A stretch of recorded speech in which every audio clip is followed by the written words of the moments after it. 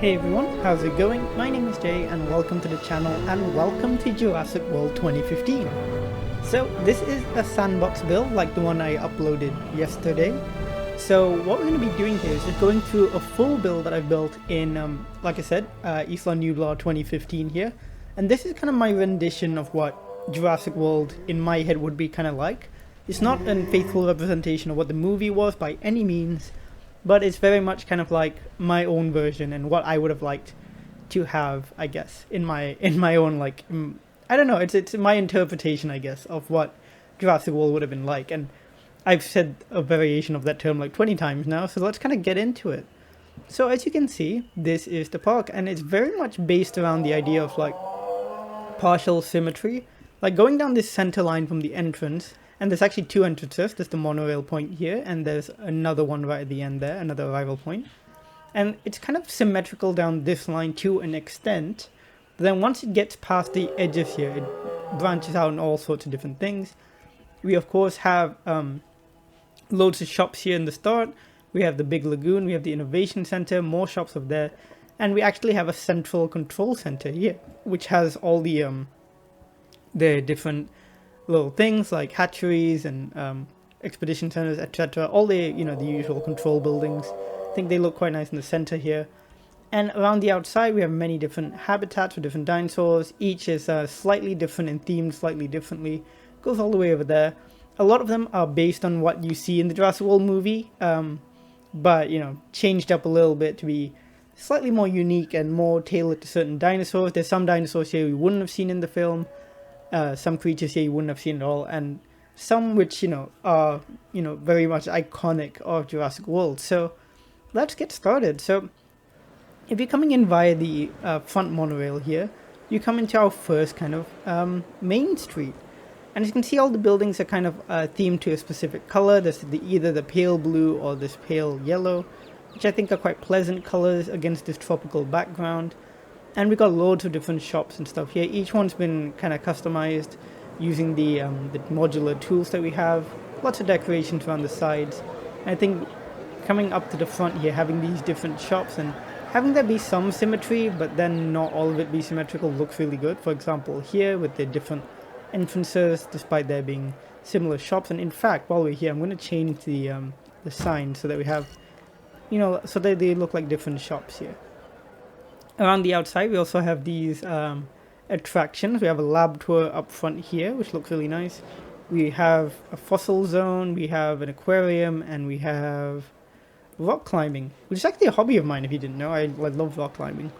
But yeah, we got all these nice little attractions on the outside with more shops, loads of picnic tables all over the place, so people can really kind of just enjoy this area, have a rest, and not have to really they can put their feet up, they can really take a break from the park, because it's a huge park and I imagine people get tired. But yeah, it's a nice main street, overlooks the lagoon of course, and I love that you can get the lagoon right up against the path like this. It's really nice. Directly next to the lagoon you can see two shark feeders, which are for the Motherboard, which is in there. And there's lots of ichthyosaurs too, and that's why we have these fish feeders. Also, like, the fish feeders give you these little additional modules around the outside, makes it look more interesting. And while we're here, actually, let's have a look in the lagoon and see what we can see. You can actually see one of the ichthyosaurs here. We had some of these in yesterday's episode as well. And they, as you can see, live freely with the mosasaur, no problems here at all. They've been here for like however long I've been running this park, and they've been fine. There's a central island here in the lagoon, which I really like how it looks. Very simple, just some trees and rocks, but really stands out in the center, and yeah, it looks really cool. One thing I would like down the line is if we could get some cool like statues or something as decorations. That would make a great centerpiece. But of course, the star of the show down here is the Mosasaurus. I don't actually have too much to say about the Jurassic World Mosasaurus. In the movies, it's kind of ridiculously big. It's like the size of a blue whale, which is kind of ridiculous. It's just weird. But here in the game, it's really quite nicely sized and doesn't look too bad for like a marine raptor. I'm more than happy with it. Of course, we think mosasaurs look quite different than this. We know they have a tail fluke. We also know they have much larger flippers and a more like pointed head and stuff like that. But otherwise, I'm happy with the game version of Mosasaurus. I think it looks fine. You know, it's one of the less egregious ones. It's not like the Deinonychus by any means. You know, this is fine, I think. Has a bit more crocodilian features and stuff, which happens to be a bit of a theme with a lot of the marine reptiles in the game, with, you know, a couple of exceptions, like the Attenborosaurus, which again, favorite reptile in the game. Very cool. But yeah, as the Mosasaurus goes along, we can actually see what this park is like going forward. This is the control center with some staff centers here, response facilities, control centers, expedition centers, science centers, paleomedical, you know, all the standard stuff you'd have. Right down the middle where they can access all the different parts of the park easily, but with these high concrete walls to keep out the guests to some extent. Of course, there's a big entrance here and the guests go in anyways because it's an easy path through, but you know. Moving on here, we actually should go right to the end and go through the second entrance. This is more of a secondary entrance, not really where most of the guests would come in through. As you can see, I decorated a lot of the parts as well with a lot of these planters and lights and banners and stuff. And if we go in, there's actually, these grassy areas had some trees earlier, but I tried to build something there, and because of that, the trees have kind of gone, so I'm going to insert some new trees. I've been really enjoying these groundnut trees. I think they look really nice. So we'll put in a couple of those, and then some palm trees. There we go. I think that looks pretty good. And of course, this is more akin to what you would have seen in the movie, this sort of high street, and these buildings again, similar colors and stuff. And I tried to wind in some like parts and put in picnic tables and stuff all over the place because there's other attractions here and stuff that, you know, it makes this whole area feel really well used and full. And I need to change more of these signs. I keep forgetting to change the signs and they all look like they're for the same thing, and I swear I remember changing them, but maybe I didn't. So let's change some of these up. This is for coffee, and this is going to be, I mean, it'd be weird if we had 20 like shops in the park all selling crab. Actually, you know what? I think this might have changed on its own because I remember very clearly changing these. So, I feel like something's going on there. Actually, I already had a coffee shop, didn't I? Ooh, that's cool. Juice. I do love me some juice. Big fan of juice. Okay, let's get this one changed as well. We already have a sushi shop. I mean, you can never have too much sushi, but still. There we go. Of course, have some attractions here. We've got an arcade, a cinema, and there's two more over here. One for water? Oh, it's a spa. Spa and golf. As if you'd go to Jurassic World and play golf. No offense to golf people, but still, you know, you're in Jurassic World. Why would you play golf? Anyways, Innovation Center, of course. Iconic Jurassic World building. I always really liked the design of the Innovation Center. When I saw it in the movie, I was a big fan because it really harkens to the original Welcome Center in a very, very stylized, modernized way, and I really like how that looks. Here on both sides, we have two small habitats that we can have a look in. This one over here is a carnivore habitat, and just before we go in, this has been a glitch in my... this has been a glitch in my game, and I think in a few other people's as well, but you can see these fish from the fish feeder and the aquariums just all over the place. You can see that, right? Like just floating around. Like, actually, I'm going to go into photo mode. And yeah, we can just zoom right in. And there you go. It's a tuna just floating through the air. Without a care in the world. And they say science hasn't gone too far. But you know, it's it's a little glitch. I'm sure it'll be patched out eventually. But to me, honestly, it's just kind of funny. So it's nice to see like random fish just flying through the air. Even if they were here, right? It would be cool if they kept those fish but lowered them so they were just swimming through this water. That would be pretty cool. But anyways, this is a Metriacanthosaurus habitat. This is a pretty cool skin I found. Not something I was familiar with before, actually. Because I was always, I always use the standard Metriacanthosaurus skin. The green one, the really beautiful one. So I tried to try something else, and I just randomly selected a few different options for the pattern and color. And came up with this, which I really liked. It's very unique looking, I think. It's like color combinations you don't often see. And, this tepid blue... blue-green color, and this more sky blue at the front, but then the really nice gray for the base. Really interesting, almost kind of sickly, but in a really quite unique way. So I'm quite a big fan of this collection. They've got some nice high security fences, of course. Oh, that's all three walking by the fence. That's a cool sight, actually. Just all three of them. I think there's only three. There might be four. Is there four? I'm not sure. Also, I've turned off dinosaur hunger, of course, because Sandbox, I like to turn off all the settings so I can just kind of go wild with it. But because of that, I forget that, and I put in the feeders, and now there's just goats running around here permanently. So that's a thing. You can see I used the temperate rocks and not the tropical rocks here, because the temperate rocks have some nice moss on them. Tropical rocks are quite dark as well, so I really recommend when you're building to use different colored rocks to just create more interest, and you'll see more examples of that later.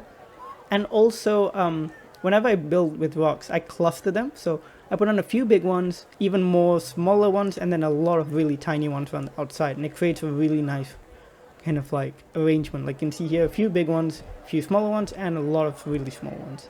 And then I like to overlay the rocks with the leafy climber texture, because it creates a lot of logs and stuff that kind of sprout up between the rocks. So I think that ends up looking really nice and natural. Moving on to, where's the other one? The other one's over here. So that's the other kind of habitat that splays out from the Innovation Center, and in here we have a couple Kentrosaurus. I think there's more too. I just never used the Kentrosaurus, and I thought might as well, especially because I just recently watched Camp Cretaceous season 4, and they had a Kentrosaurus in that. I gotta say that season was oh, they did a little hop that's so cute. That season was interesting. Also, we have some Homalocephali here. I love this coloration, by the way, and they're so cute. Let's watch this for a sec, because I want to talk about Camp Cretaceous just for a bit. So I watched the new season, and I really like Camp Cretaceous. I really loved the first 3 seasons. Season 3 was my favorite.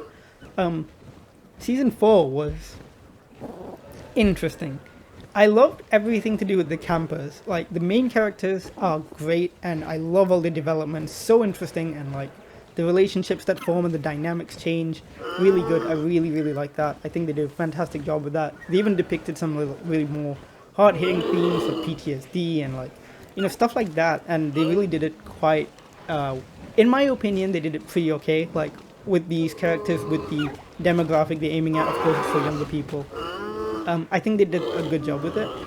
My issue with it is in terms of the fact that it kind of went a little bit off the rails. Like, there's a lot of really crazy kind of like sci-fi stuff in there, which is a bit intense for a Jurassic property, I think, which is fine. You know, you can go a bit more out there, but like, I just thought maybe they went a bit too fast into it, and they just kind of like ended up throwing a few things in there that didn't really fit super well. Like, they introduced a few new creatures which we never seen in Jurassic property before, but then they kind of introduced them and then just kind of forget about them for a while, and then kind of just throw them aside, which is like, I think they had all these good ideas, but then they kind of got all mashed together and produced something which I think was a little bit not as good as the first few seasons. So, you know, hopefully season 5 gets better, but that was my thoughts on Camp Cretaceous anyways.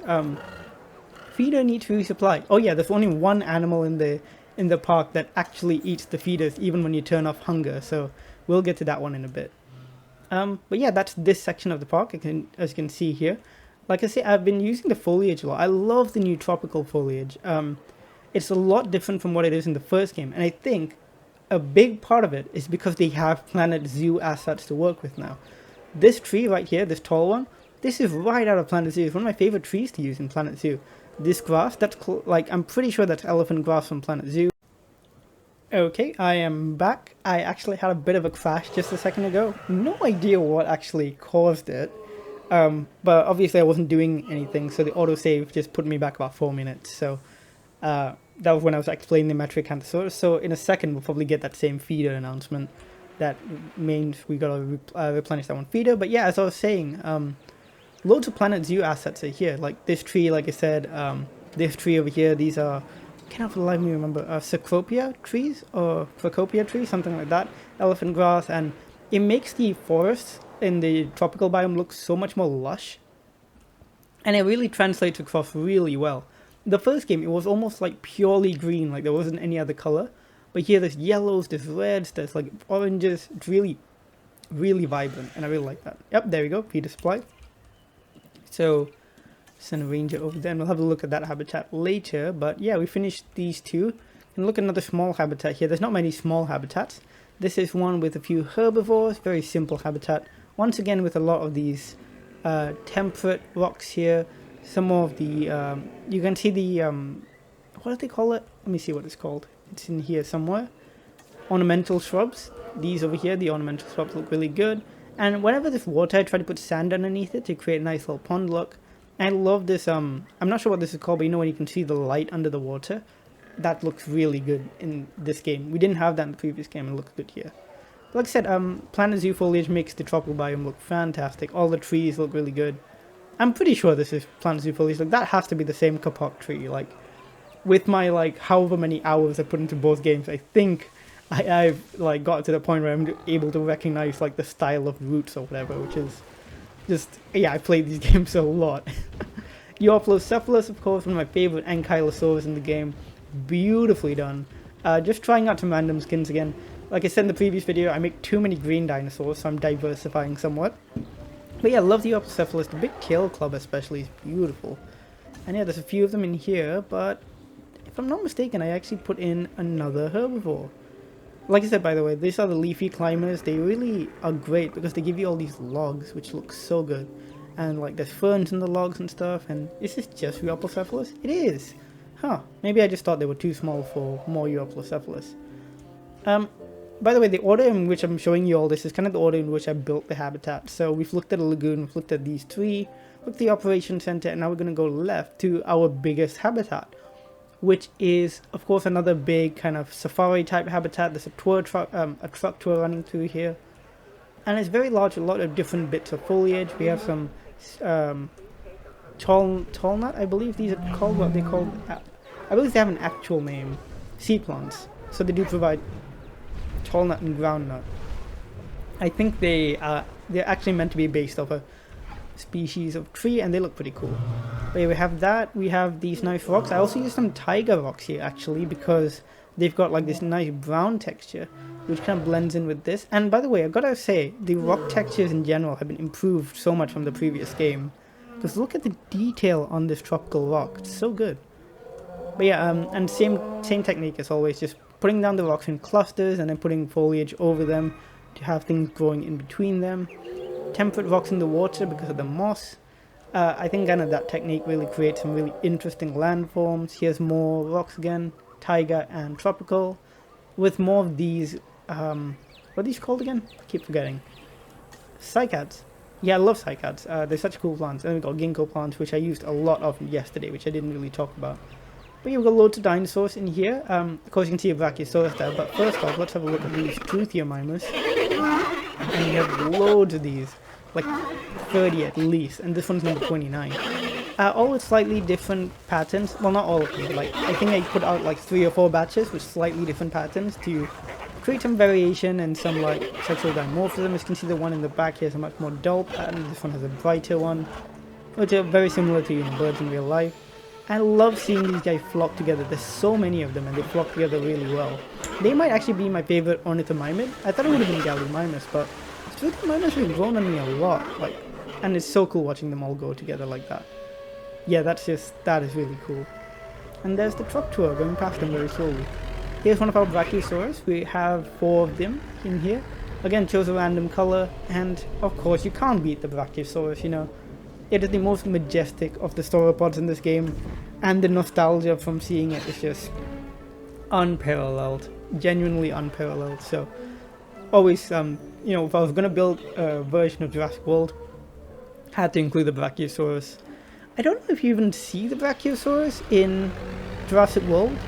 I know you see the apatosaurus. I cannot remember if you see the brachiosaurus. If you do, I think you probably only see it at a distance, but you don't, I don't think anyone like interacts with it or anything like that. Yeah, I can't remember the brachiosaurus from Jurassic World, so I'm not sure. We also have loads of Dryosaurus in here. There's one of them. And as you can see, a bunch of them all moving in this direction.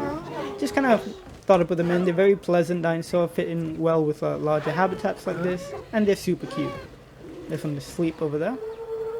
Another Brachiosaurus just here.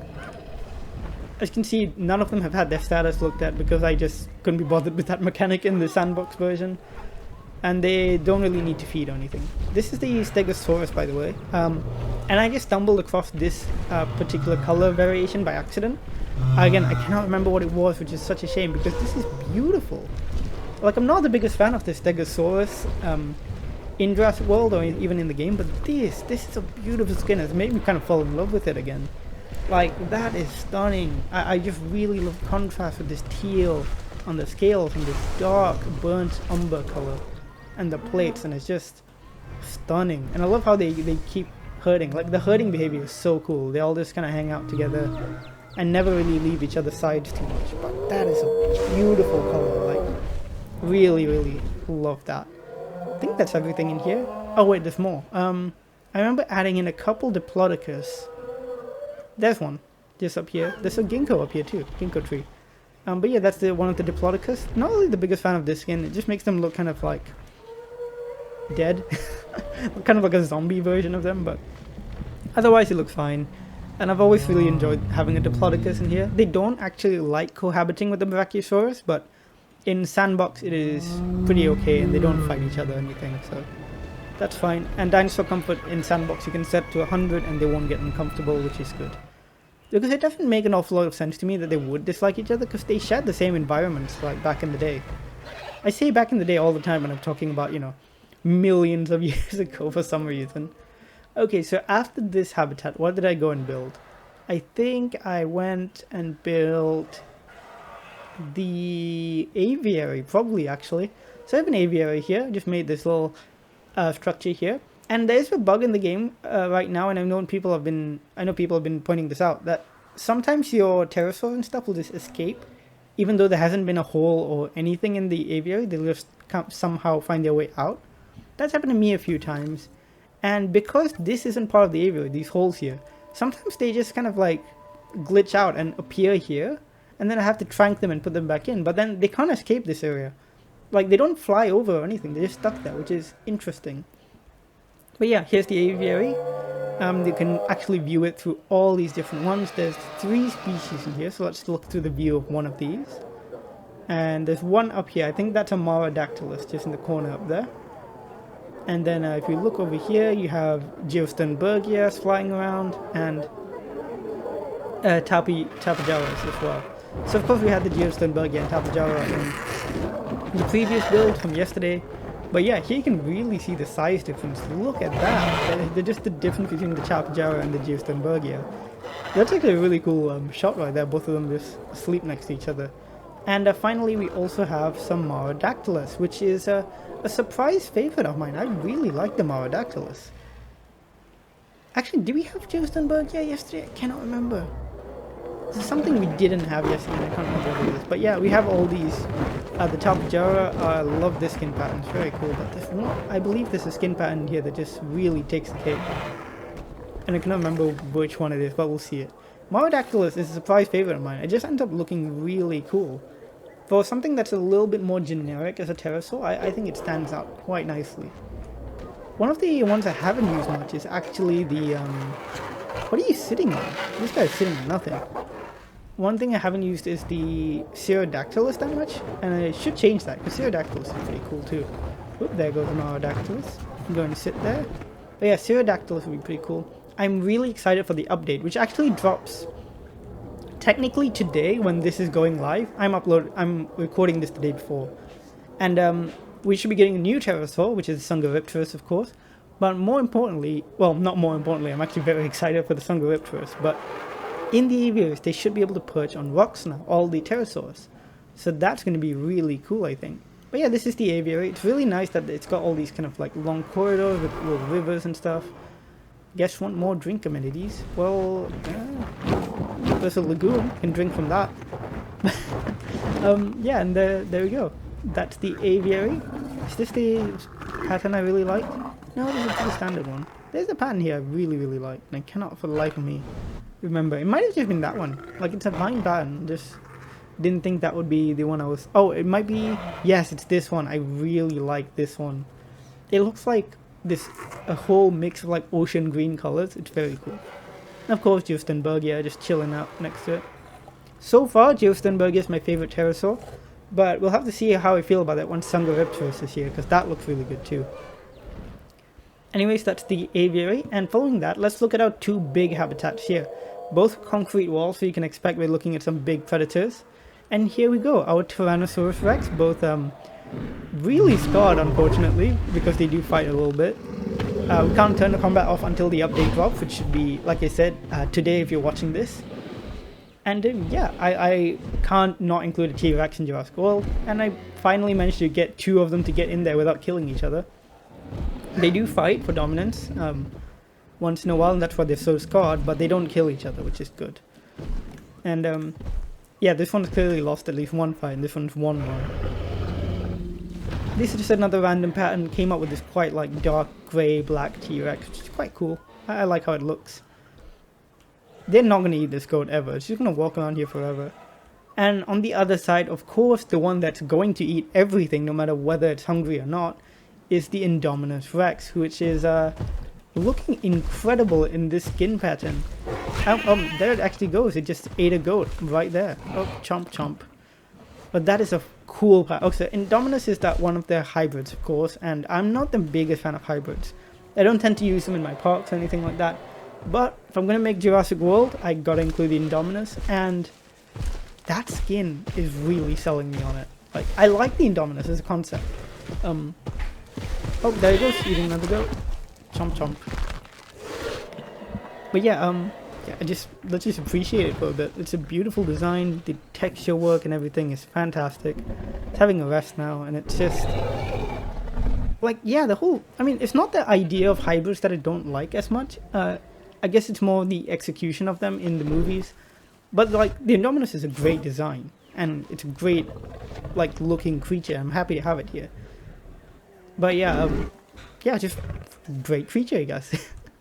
And that skin is really, really fantastic. It looks so good. The dark green with the yellowy splotches. I believe that's the Salar del Vasco skin.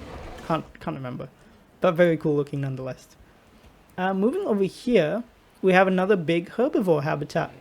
This one featuring some Edmontosaurus, still as great as it was in the first game. Even better now with, you know, updated textures and everything. Still so beautiful. And more of these like tiger rocks. I really grew on them as I progressed through this part. And here we have some Ceratopsians. Oh, and also some Pachycephalosaurs. We got Stygimoloch here, or Stygimoloch. It has some really good textures and a really nice skin here. It looks a bit sickly again with the yellowiness here, but otherwise, big fan of that. We also have some Ankylosaurs. We got some Nodosaurs here. Again, I really like the Nodosaurs in general in the game, and Nodosaurus is probably my favorite. This kind of cute, like, pastel skin is actually really nice, and I'm a big fan of how that looks. And the star of the show in this habitat is actually the Pentaceratops, but oh, there they are. Because I stumbled across this skin, and oh my god, look at how that looks. That is beautiful. Oh, they're doing the social animation. That is so cute. But that skin, that is stunning. Like, genuinely, I was so, like, blown away when I saw that. Also, look at the difference in size between this and the Nodosaurus, but... like, that is crazy. Like, I just wasn't expecting it. This beautiful, like, orangey, sun-kissed kind of, like, look. With this incredible, almost like, this reminds me of, like, an MRI scan or something. You know, the colors there, the blues, the greens, the yellows, the reds.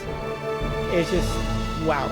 Next level stuff. And there's a whole bunch of them, actually. I don't know where the rest are.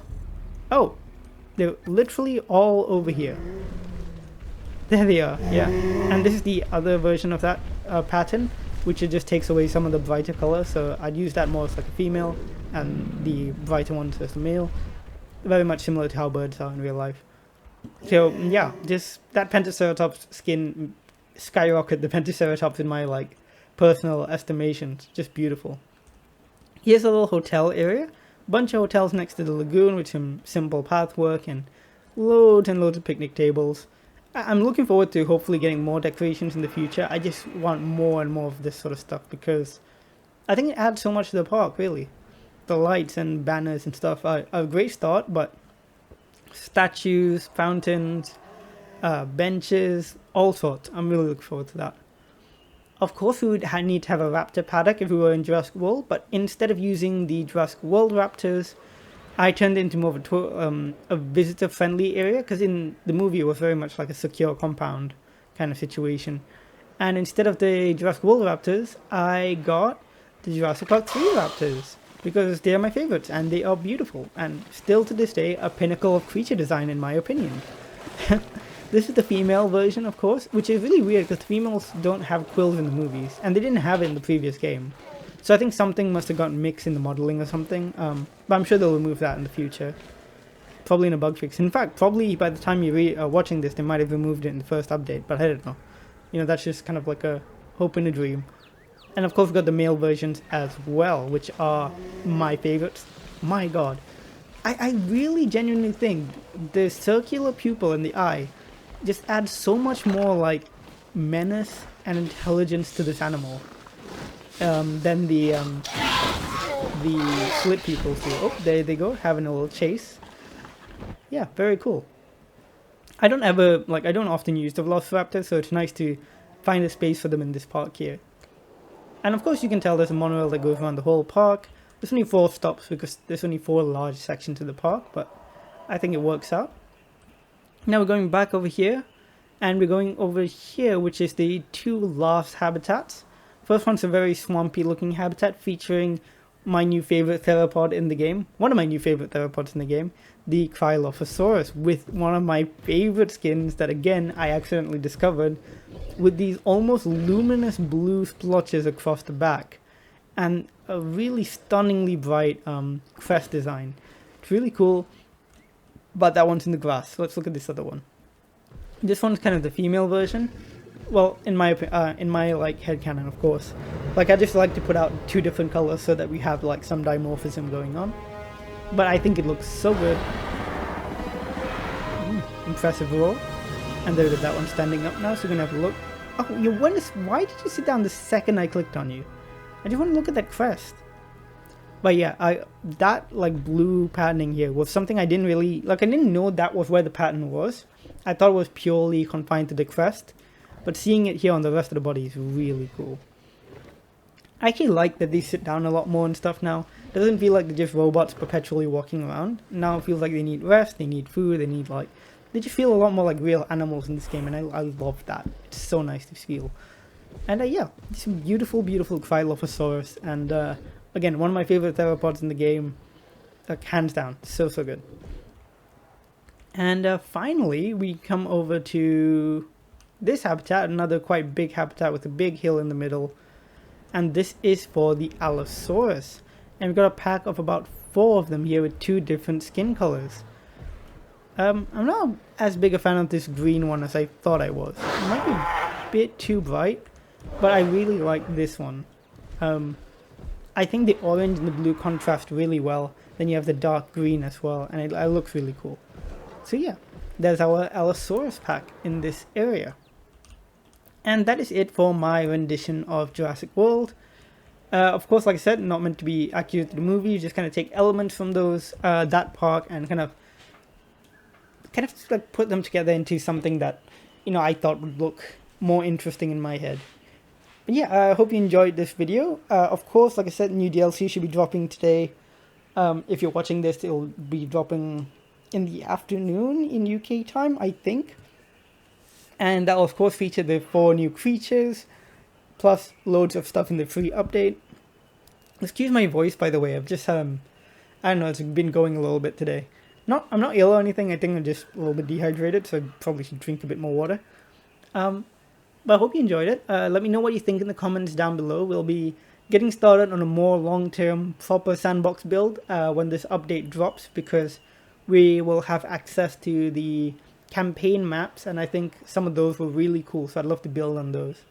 And those will be more episodic. You'll see me build as well, and we'll kind of see how that's going to go as we go forward, but it won't be like this where I build the whole thing and I show you after. It's more of I'll take you through the process as well. And I think that'll be quite fun, so I'm looking forward to it. With that all out of the way, thanks so much for watching, and I'll see you all in the next video. Bye!